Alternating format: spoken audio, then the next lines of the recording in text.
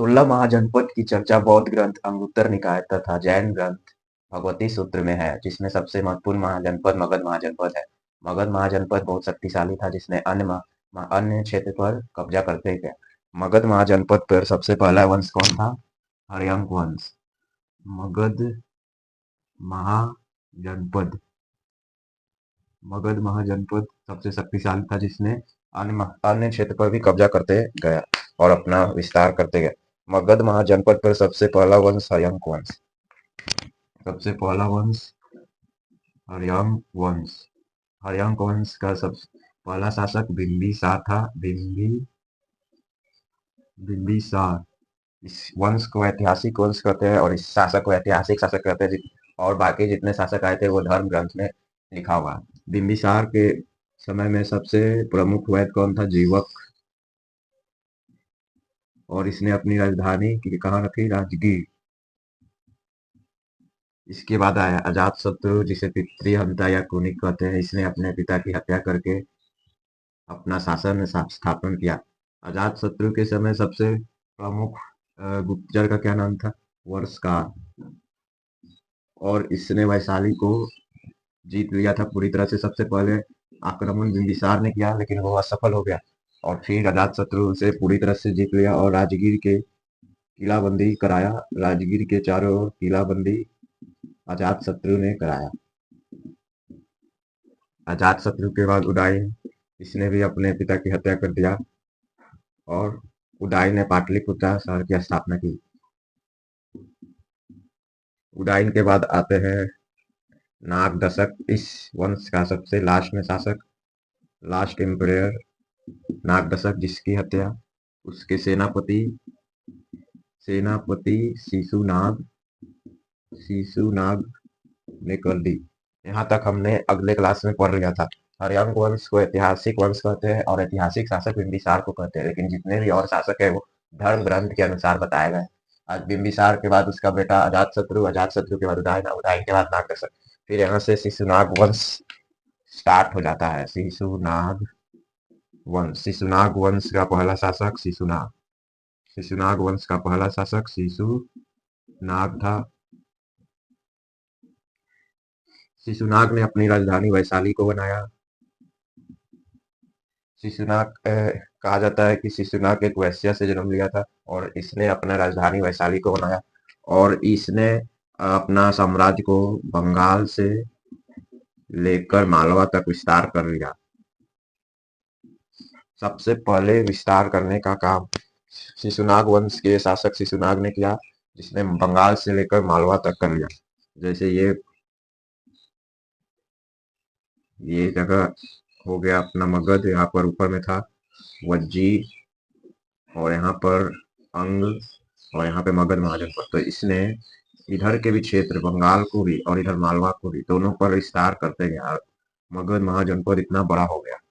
तो सबसे पहले विस्तार का काम शिशुनाग वंश के शासक शिशुनाग ने किया, जिसने अपना साम्राज्य बंगाल से लेकर मालवा तक विस्तार कर चुका था।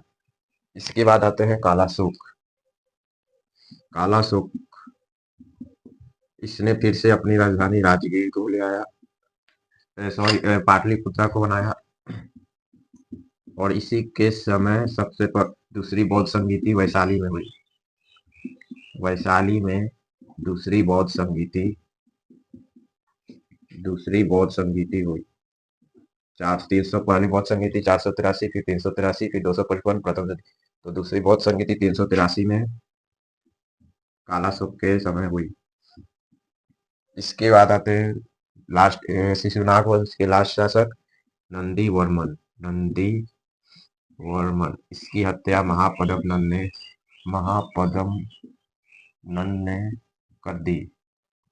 तो शिशुनाग वंश में पहला शासक शिशुनाग, जिसने अपनी राजधानी वैशाली को बनाया और इसने बंगाल से लेकर मालवा तक अपना साम्राज्य को फैला लिया। फिर कालाशोक ने अपनी राजधानी फिर से पाटलिपुत्र ले आया। इसके समय दूसरी बौद्ध संगीति हुई जो वैशाली में हुई। उसके बाद शासक आया नंदीवर्मन, जिसकी हत्या महापद्म नंद ने कर दी और यहाँ से नंद वंश प्रारंभ हो गया। नंद वंश के पहले शासक कौन थे? महापद्म नंद। नंद वंश के पहला शासक महापद्म नंद।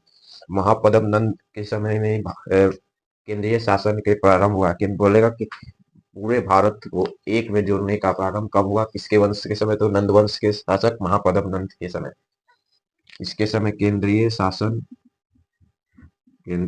प्रारंभ हुआ। जैसे आज भारत केंद्रीय शासन है, रेलवे केंद्र सरकार, बैंक केंद्र सरकार, सीबीआई केंद्र सरकार, आईजी केंद्र सरकार, दिल्ली पुलिस केंद्र सरकार। उसी तरह इसके समय महापद्म नंद के समय भी जितना शासन था वो केंद्रित था। और केंद्रीय शासन जब होता है तो उसके पास विशाल सेना रखना पड़ता है, तो इसके समय सेना क्या थी, विशाल थी। इसने कलिंग पर आक्रमण करके कलिंग को जीत लिया और एकरात की उपाधि धारण की। इसने कलिंग पे आक्रमण करके कलिंग को जीता और एकरात की उपाधि धारण की। और इसे महापद्म नंद को शूद्र या नाई भी कहते हैं।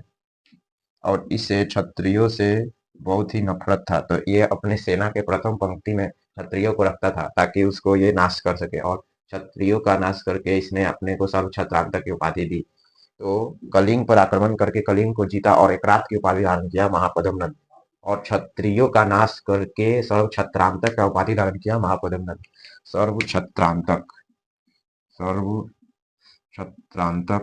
की उपाधि धारण किया महापद्म नंद। और इसके बाद हमारे आते हैं अगले शासक धनानंद। धनानंद बहुत ही निरंकुश शासक था। मतलब अंकुश मतलब जिस पर रोक लगा सके, और निरंकुश मतलब जिस पर कोई नहीं, किसी का सुनता ही नहीं था। इसके खिलाफ कोई भी बोल दिया तो उसको ये सेना में आगे रख के मरवा देता था। बहुत ही निरंकुश शासक था। इसकी सेना इतनी विशाल थी कि सिकंदर की सेना देख के डर के चली गई। इसकी विशाल सेना थी। और इसने कलिंग में नहर निर्माण कराया। कलिंग को जीता महापद्म नंद। और कलिंग में नहर का निर्माण कौन कराया, धनानंद। धनानंद बहुत ही निरंकुश था। इसके विशाल सेना थी कि सिकंदर की सेना जब हमला करने आई तो डर के चली गई। 323 बीसी में सिकंदर की सेना आई थी हमला करने, तो चली गई वापस। तो धनानंद सिकंदर के हमला से अवगत कराने के लिए जब चाणक्य आए तो धनानंद ने उनकी चोटी पकड़ कर बाहर उसको भगा दिया। तो चाणक्य ने इनको कहा कि एक शिक्षक को साधारण व्यक्ति नहीं समझना, उसकी गोद में निर्माण और विनाश दोनों फलता है। तो चाणक्य ने अपने शिष्य चंद्रगुप्त का एक निर्माण किया और निरंकुश शासक जैसे धनानंद का विनाश करके दिखा दिया। तो फिर आते हैं चाणक्य अपने शिष्य चंद्रगुप्त को अब शासक बनाते हैं और धनानंद का शासन यानी नंद वंश समाप्त हो जाता है। तो यहाँ हमने क्या देखा कि नंद वंश ने महापद्म नंद सब पूरे भारत को एक में जोड़ने का स्टार्ट किया। और धनानंद ने कलिंग में नहर का निर्माण किया। और इसके समय सिकंदर की सेना आई हमला करने, तो डर के चली गई इसकी सेना देख के। हालांकि सिकंदर की सेना अब लगातार युद्ध करते करते बहुत थक चुकी थी, इसलिए इसकी सेना को देखकर वो डर के चली गई। तो अब हम लोग आगे पढ़ेंगे चंद्रगुप्त मौर्य वंश के बारे में, जब कैसे कैसे चाणक्य ने इनको शासक बनाया और मौर्य वंश का स्थापना किया। ये हर्यंक वंश का देखेंगे तो पीरियड था 544 से 412। और शिशुनाग वंश का समय था 412 से 344। और नंद वंश का पीरियड था 344 से 323। तो 544 से 412 तक हर्यंक वंश ने शासन किया, 412 से 344 तक शिशुनाग वंश ने, और 344 से 323 तक नंद वंश ने। तो इसके बाद नंद वंश के बाद आता है मौर्य वंश। तो अगले क्लास में हम मौर्य वंश के बारे में करेंगे।